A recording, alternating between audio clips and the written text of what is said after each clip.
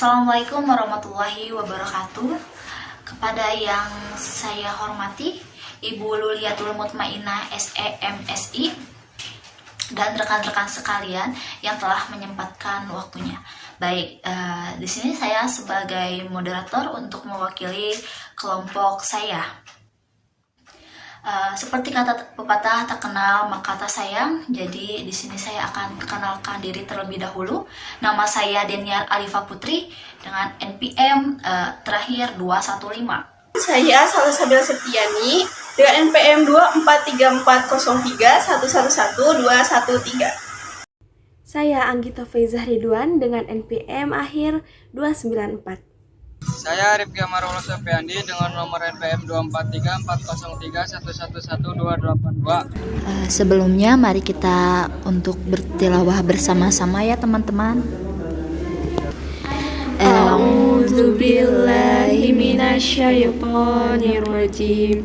Bismillahirrahmanirrahim. Wa kullan naqussu 'alaika min amba'ir rusuli ma tusabbitu bihi fu'adaka wa ja'aka fi hadhil haqqu wa mau'izatu wa dzikra lil mu'minin. Artinya, dan semua kisah dari Rasul-Rasul kami ceritakan kepadamu. Ialah kisah-kisah yang dengannya kami teguhkan hatimu. Dan dalam surat ini telah datang kepadamu kebenaran serta pengajaran dan peringatan bagi orang-orang yang beriman. Quran Surat Hud ayat 120. Baik, untuk pembahasan yang pertama yaitu budaya dalam pandangan Islam. Sebelumnya, apa sih yang dimaksud dengan budaya itu? Jadi, secara bahasa, budaya atau kebudayaan itu berasal dari bahasa Sanskerta, yang berarti segala sesuatu yang berkaitan dengan budi dan juga akal manusia. Sedangkan menurut para ahli, budaya atau kebudayaan ini merupakan suatu keseluruhan dari kelakuan dan hasil kelakuan manusia yang teratur oleh tata kelakuan yang harus didapatnya dengan belajar dan yang semua tersusun dalam kehidupan masyarakat. Lalu, kebudayaan sendiri merupakan suatu keseluruhan yang kompleks. Nah, untuk selanjutnya mengenai pandangan Islam terhadap kebudayaan. Jadi, di dalam Islam itu dikenal dengan istilah urf yang mengartikan konsep budaya. Lalu Islam ini tidak hanya berbicara dengan masalah beribadah semata kepada Allah, tetapi juga sebuah ajaran yang mengatur hubungan manusia dengan manusia lainnya. Lalu ketika adanya interaksi antar manusia, maka lahirlah sebuah kebudayaan. Islam ini dan kebudayaan ini memiliki hubungan yang erat ajaran Islam memberikan aturan yang sesuai dengan kehendak Allah. Sedangkan kebudayaan ini realitas keberagaman dari umat Islam.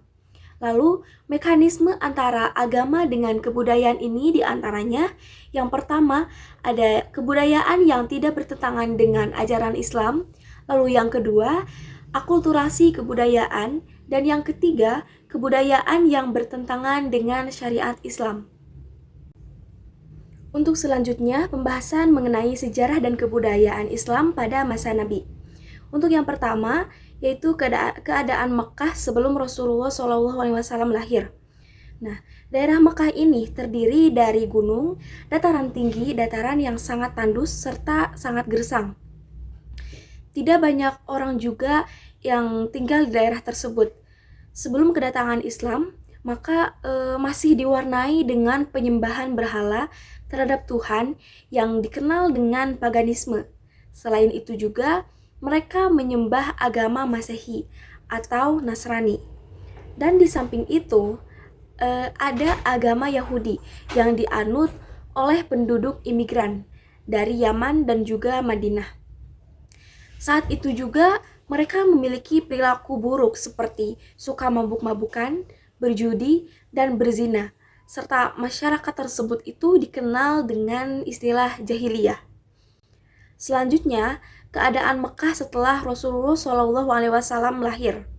Nah, Nabi Muhammad itu lahir tepatnya 12 Rabiul Awal, tanggal 20 April tahun 571 Masehi di kota suci Mekah. Tahun kelahirannya tersebut disebut dengan tahun gajah karena saat itu pasukan Abrahah dengan menunggangi gajah, mereka hendak menghancurkan Ka'bah. Pada awal kenabiannya itu dimulai ketika beliau menyepi di Gua Hiro sebagai akibat dari keprihatinan beliau melihat keadaan bangsa Arab yang menyembah berhala. Nah, di tempat ini juga beliau menerima wahyu yang pertama, yaitu surat Al-Alaq ayat 1-5. Dan pada wahyu yang kedua terdapat pada surat Al-Mudaththir ayat 1-7. Nah, pada saat itu beliau diangkat menjadi rasul dan disuruh menyeru kepada umatnya. Dakwah Nabi Muhammad ini dibagi menjadi 2 periode, yaitu periode Mekah dan juga periode Madinah. Baik, dakwah Nabi ini dibagi menjadi 2, yaitu periode Mekah dan periode Madinah. Pada periode Mekah, Nabi melakukan dakwah kurang lebih 13 tahun dengan fokus kepada penanaman nilai ketauhidan kepada umatnya. 3 tahun pertama dilakukan secara sembunyi-sembunyi, yang dimana dakwahnya dimulai dari lingkungan keluarga dan teman terdekatnya. Yang pertama itu ada istri beliau, yaitu Khadijah, kemudian Ali bin Abi Thalib, Abu Bakar As-Siddiq, Zaid bin Haritsah, Utsman bin Affan, Zubair bin Awam, yang dimana dikenal sebagai dengan julukan As-Sabiqunal Awwalun. Selanjutnya, setelah turun ayat 94 surat Al-Hijr, Nabi memulai dakwah secara terang-terangan. Yang kedua ada periode Madinah, yang dimana periode ini memiliki ciri pokok dalam dakwahnya, yaitu pendidikan sosial dan politik.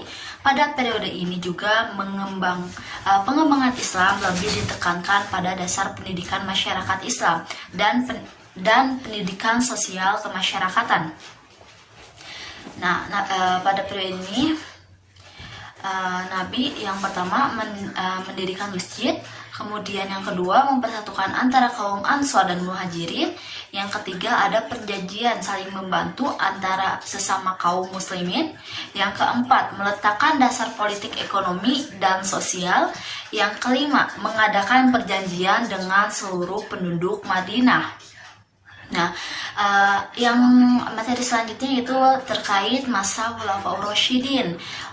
Yang pertama yaitu masa Abu Bakar dari 11 sampai dengan 13 Hijriah. Setelah Rasulullah wafat, pemerintahan Islam ini dilanjutkan oleh Abu Bakar As-Siddiq. Pengangkatan Abu Bakar ini sebagai khalifah terjadi pada peristiwa Sakifah Bani Saidah, yang dimana dipilih berdasarkan musyawarah, bukan atas kehendaknya sendiri. Sistem politik Islam pada masa Abu Bakar As-Siddiq ini bersifat sentral. Dalam menjalankan roda pemerintahannya, Abu Bakar mengeluarkan kebijakan dalam berbagai bidang. Di antaranya yang pertama yaitu bidang politik, di mana pemerintahan berdasarkan musyawarah dan kekuasaan undang-undang. Lalu yang kedua di bidang ekonomi, menegakkan hukum dengan memerangi yang tidak membayar zakat dan tidak menjadikan ahli badar. Yang ketiga ada di bidang keagamaan, di mana memerangi kaum ridot atau murtad, mengumpulkan ayat-ayat Al-Quran. Dapat disimpulkan bahwa penyebaran agama Islam ini meluas ke berbagai belahan dunia, termasuk Nusantara, di mana Islam masuk secara damai melalui jalur dakwah, perdagangan, dan interaksi budaya. Peran kerajaan-kerajaan Islam di Indonesia sangat signifikan dalam proses Islamisasi di wilayah ini. Dalam setiap periode terdapat perkembangan dan kemajuan dalam berbagai bidang seperti politik, ekonomi, pendidikan, dan kebudayaan. Sejarah Islam juga menunjukkan bagaimana agama Islam dapat berkembang dan menyebar ke berbagai wilayah termasuk di Indonesia. Lalu selanjutnya yang kedua itu ada masa Umar bin Khattab, sekitar 13 sampai 23 Hijriah dengan kurun waktu 10 tahun 6 bulan. Setelah Abu Bakar wafat, beliau menunjuk Umar bin Khattab sebagai penggantinya. Kepemimpinan Umar ini bisa dikatakan kepemimpinan yang paling gemilang karena dimanfaatkan untuk menyebarkan agama Islam dan memperluas kekuasaan. Salah satunya yaitu di bidang politik dengan membentuk lembaga Ahlul Hal wal Aqli atau lembaga penengah. Lalu di bidang militer, Utsman ini banyak melakukan ekspansi atau perluasan wilayah Islam, diantaranya perluasan ke Syria, Damaskus, Baitul Maqdis, dan perkembangan di Persia dan Mesir. Lalu yang ketiga itu ada di bidang ekonomi. Pada masa kepemerintahan Umar itu memberlakukan al-haraj atau pajak tanah, ganimah, harta rampasan perang, pemerataan zakat, dan lembaga perpajakan. Lalu yang ketiga yaitu masa Utsman bin Affan sekitar 23 sampai 35 Hijriah dengan masa kekhalifahannya 12 tahun. Pada masa kepemimpinannya banyak sekali konflik, sifatnya yang lemah lembut dan kurang tegas dan cenderung mempekerjakan orang-orang terdekatnya. Program yang dia lakukan yaitu membangun bendungan, jalan, masjid, memperluas masjid di Madinah, dan penulisan pada Al-Quran. Dan yang keempat itu pada masa Ali bin Abi Thalib sekitar di tahun 35 sampai 40 Hijriah dengan masa kekhalifahannya selama 4 tahun 9 bulan. Dalam kekhalifahannya ini selalu ditandai dengan keadaan yang tidak stabil dan pemberontakan.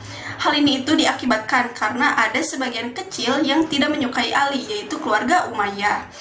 Mereka menentang Ali karena khawatir kekayaan dan kesenangan mereka itu akan lenyap secara seketika karena keadilan yang akan dijalankan oleh Ali. Peristiwa pemberontakan yang terjadi itu yang pertama pada Perang Jamal, lalu yang kedua ada Perang Siffin yang menyebabkan terpecah belahnya umat Islam menjadi 3, yaitu ada Syiah, Khawarij, dan Sunni. Untuk selanjutnya, yaitu terdapat masa Bani Umayyah. Kekhalifahan Bani Umayyah ini diperoleh melalui kekerasan diplomasi dan tipu daya, tidak melalui pemilihan secara demokratis. Bani Umayyah ini didirikan oleh Muawiyah bin Abi Sufyan pada 41 Hijriah. Pada kekhalifahan ini banyak diisi dengan program besar mendasar, strategis, dan banyak melahirkan golongan dan aliran dalam ajaran Islam. Contohnya yaitu dengan melakukan ekspansi yang menjangkau dari Spanyol, Afrika Utara, Syria, Palestina, dan lain-lain. Dan juga terjadi perkembangan yang sangat pesat dalam ilmu agama, ilmu umum, kebudayaan, dan peradaban yang diwujudkan dalam bentuk penyediaan sarana dan prasarana. Kota Marbad yang dijadikan sebagai pusat kegiatan ilmu pengetahuan dan kebudayaan ini digunakan oleh para filsuf ulama cendekiawan dalam menghasilkan banyak ilmu pengetahuan seperti pengembangan bahasa Arab, ilmu qiraat, tafsir, hadis, fikih, nahwu, geografi, lalu sejarah, dan juga pencetakan uang logam, sastra, serta seni juga. Nah, lalu selanjutnya terdapat masa Bani Abbasiyah.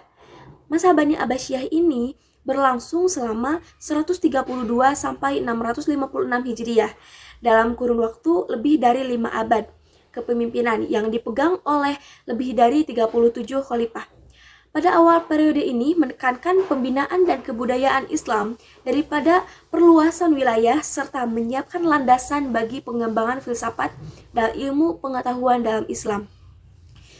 Masa kejayaannya ini pada masa Khalifah Harun ar-Rasyid dan anaknya Al-Ma'mun karena berkembangnya ilmu seperti ilmu Al-Quran, qiraat, hadis, fikih, kalam, bahasa, filsafat, matematika, astronomi, musik, kedokteran, dan lain-lain. Dinasti Abbasiyah ini pusatnya di Baghdad yang maju sebagai pusat peradaban dan ilmu pengetahuan.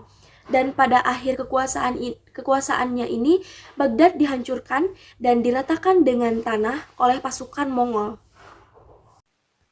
Selanjutnya ada setelah kehancuran dinasti Abbasiyah. Setelah kehancuran dinasti Abbasiyah, ada beberapa dinasti yang muncul, diantaranya dinasti Umayyah dari Spanyol Andalusia. Kekhalifahan ini banyak melahirkan para ilmuwan Muslim terkemuka dengan meninggalkan peninggalan sejarah, diantaranya Masjid Cordoba, Alhambra, Menara Giralda. Yang kedua, dinasti Fatimiyah dari Mesir. Pada awalnya dinasti ini merupakan sebuah gerakan keagamaan yang berkedudukan di Afrika Utara, kemudian berpindah ke Mesir. Dinasti Fatimiyah ini memasuki era kejayaan pada masa pemerintahan Abu Tamin Ma'abu Daud berhasil menaklukkan Mesir dan memindahkan pemerintahan ke Mesir pada masa ini. Kehidupan makmur sejahtera dengan kebijakan mensejahterakan rakyatnya. Perkembangan yang terjadi pada jenis perusahaan dan kerajinan seperti tenun, keramik, emas, kaca, dan obat. Yang ketiga ada dinasti Turki dari Utsmani. Sepanjang sejarah Turki Utsmani ini telah terjadi 37 kali pergantian kekuasaan. Para sultan tersebut diangkat berdasarkan keturunan. Masa pemerintahannya dari tahun 1299 sampai 1924 Masehi. Kemajuan terjadi pada bidang politik dan pemerintahan, kemiliteran dan ekonomi. Dan yang keempat ada dinasti Safawi dari Persia. Berasal dari sebuah gerakan tarekat yang bernama Safawiyah. Dalam perkembangannya, dinasti Safawi sering bentrok dengan Turki Utsmani. Berbeda dengan kerajaan Utsmani dan Mughal, Safawi menyatakan Syiah sebagai mazhab negara dan dianggap sebagai peletak pertama terbentuknya Iran. Perkembangannya yaitu dalam bidang politik dengan membangun angkatan senjata yang kuat, bidang ekonomi dengan menjalin hubungan perdagangan, bidang ilmu pengetahuan dan pembangunan fisik dan seni. Dan yang terakhir ada dinasti Mughal dari India. Berkuasa dari abad 16 sampai 19, kejayaan Mughal dimulai dari masa pemerintahan Akbar dari keberhasilan ekspansi militernya. Kemajuan yang diraih yaitu bidang politik, pemerintahan, bidang ekonomi dan perdagangan, bidang pendidikan, iptek serta bidang seni dan budaya. Lalu ada sejarah masuknya Islam. Kedatangan agama Islam ini dilakukan oleh para pedagang. Ada pedagang Arab, India, dan Cina. Untuk waktu kedatangannya sendiri itu terdapat beberapa teori. Yang teori yang pertama yaitu abad ke-7 Masehi. Pertama kali berkembang di Timur Tengah, Malaka merupakan pusat utama lintas perdagangan dan pelayaran Indonesia. Melalui Malaka itu, pedagang-pedagang akan melakukan hubungan dagang sekaligus untuk menyebarkan agama Islam. Dan yang kedua, itu ada pada abad 13 Masehi.